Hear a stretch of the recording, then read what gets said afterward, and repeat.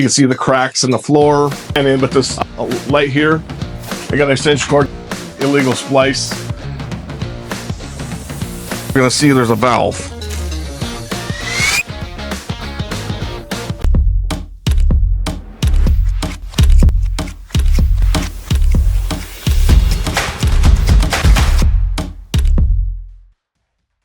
So I'm Barry Soggin, owner of Barry Soggin Inspections.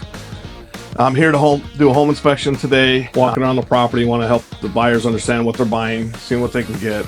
It's always important to remember one key thing. A home inspector can talk about what they can see, and that's all they can talk about. We don't have magic powers to look in walls and things like that, and not everybody realizes that. So those are things that are real important that gets missed a lot in people's mind.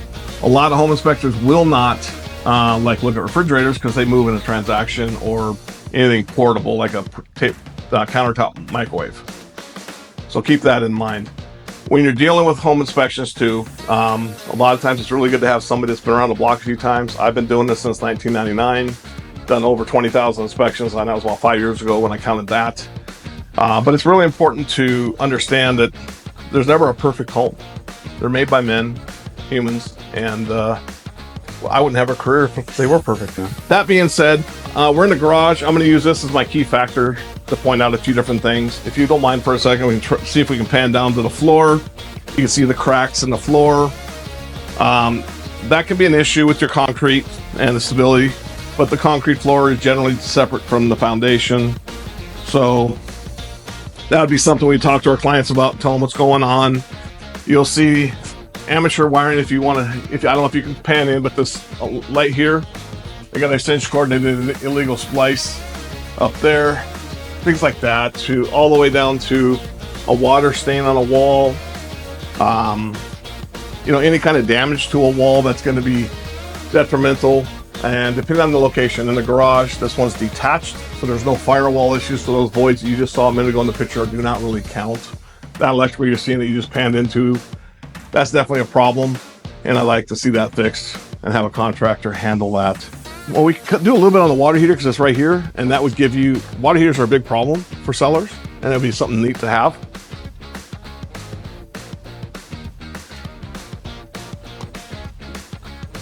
So this is a water heater.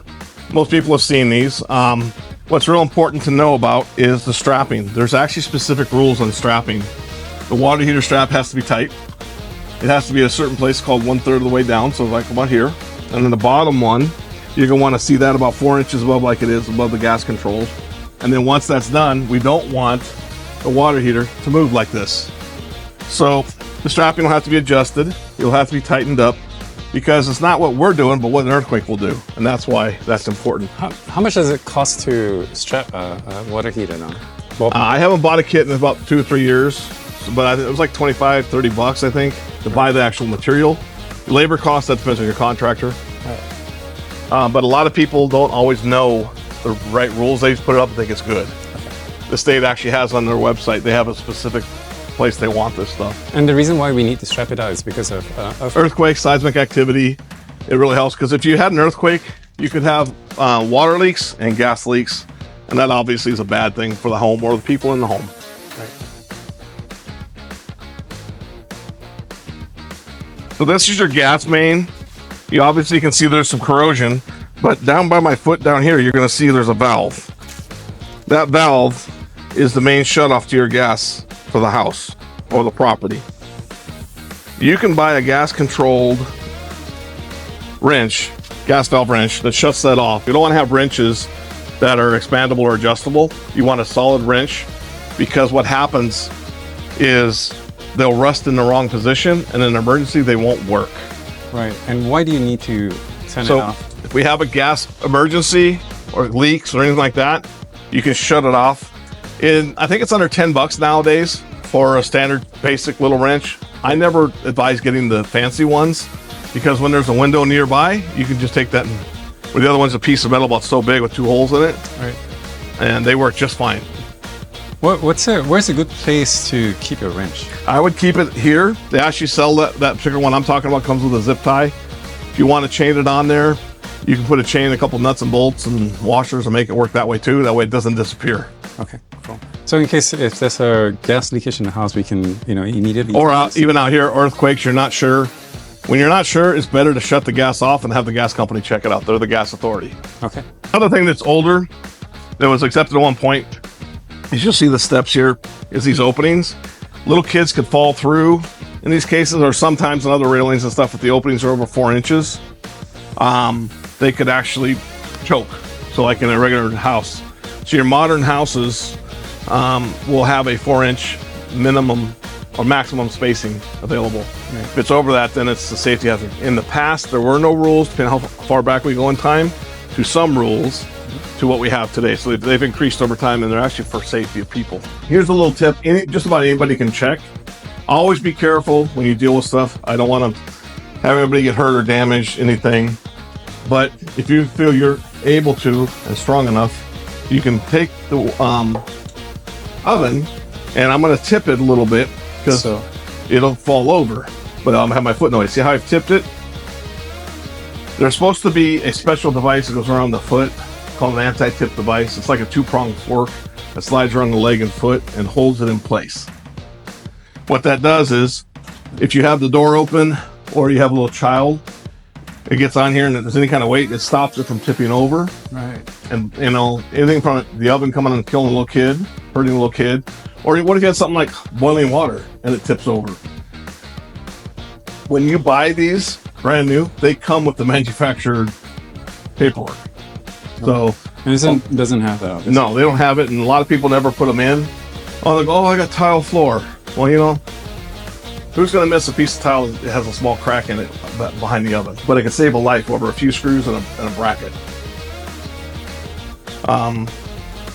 Another thing that gets missed a lot, if you look here, you see at the kitchen, and there's no area where there's any kind of, there's usually a piece that comes up on so high made of metal, it's got a little slot in it, and it's called an air gap for your dishwasher.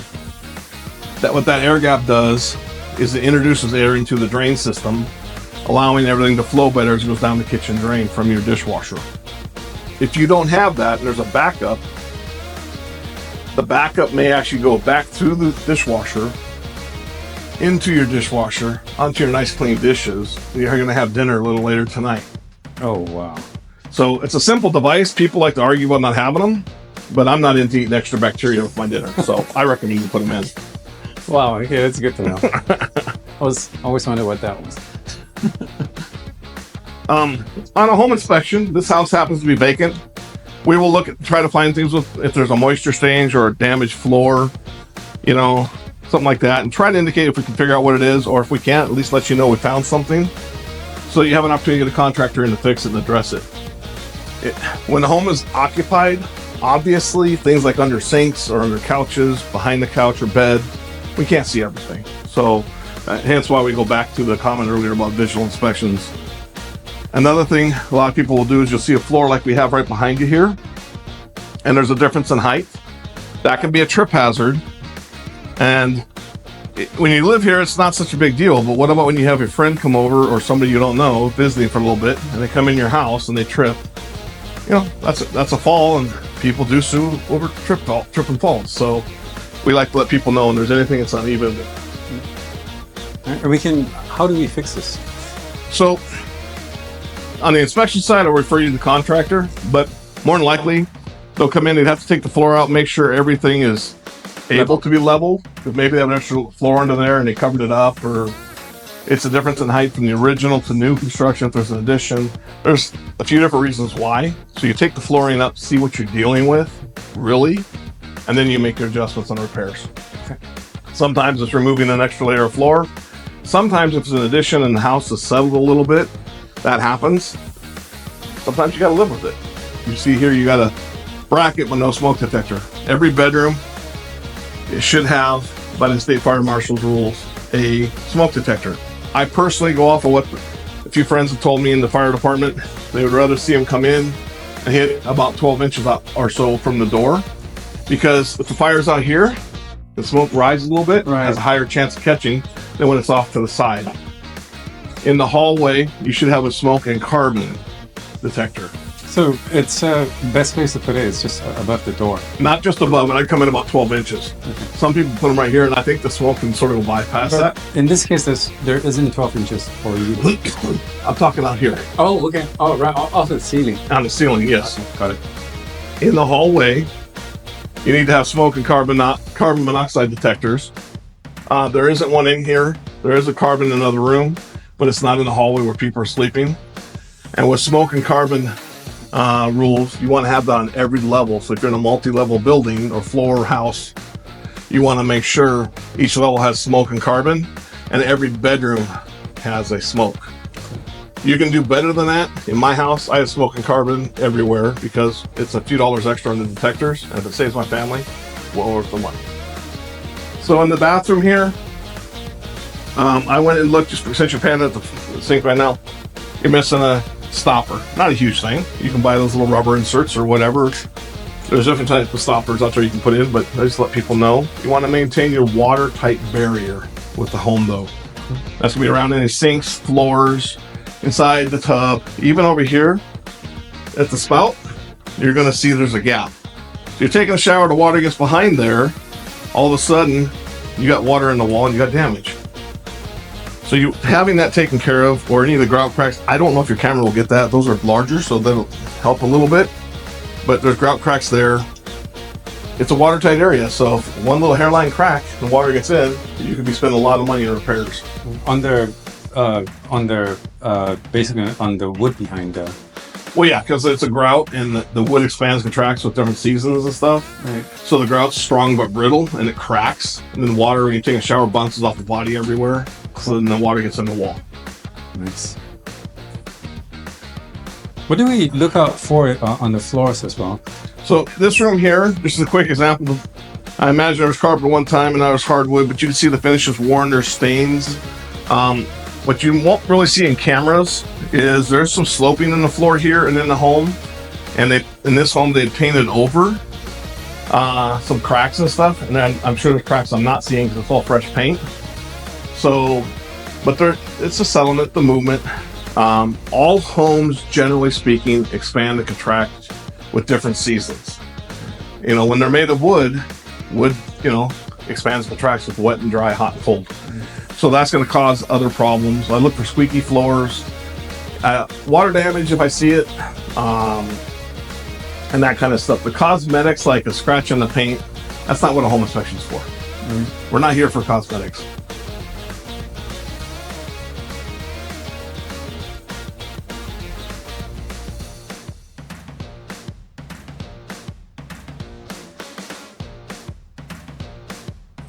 So this home, I'm going to check my notes. I think it was in the 40s it was built. Yeah, it's built in the 40s. So you don't always have rebar in your concrete. And you can get cracks like this. This is what they call a vertical crack. And there's also horizontal cracks. They both have their issues. Horizontal cracks seem to scare people a little more because of the space or length they cover, where vertical can be here. But you can have vertical cracks in different areas that also could be an issue. So you have to look at the whole construction, but also never forget to look at how long the home's been there and the shape it's in for what it is and the age. Right. So there's a lot of positives with that, and like anything, there's always negatives. Is this something to be really concerned with? This crack and a few others like this, they are something that I call a larger crack.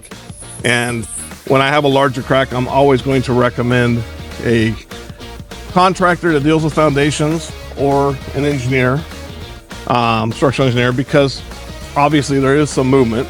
It doesn't always necessarily mean it's going to be a bad thing, but home inspections only goes to a certain level, and then if we see enough information, you want to bring in the guy that has the degree. And it can also mean nothing, technically.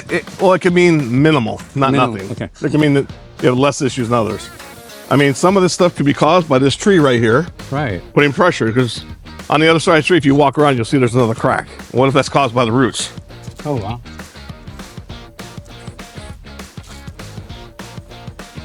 So those are definitely, trees can be a culprit to a lot of things. And how you know that is, I'm sure you've walked around your neighborhood and seen sidewalks that have problems because of the tree roots. Foundations can get the same thing. Redwood trees are most notorious for uprooting a whole bunch of stuff. I see a lot of trees. I try to avoid the exact brand because, I mean, this isn't a redwood and, you know, you still got a crack near it. And I'm sure there's pressure, just like this tree over here is not a redwood and they've already replaced part of the sidewalk and it's raised again. Right. So trees in general.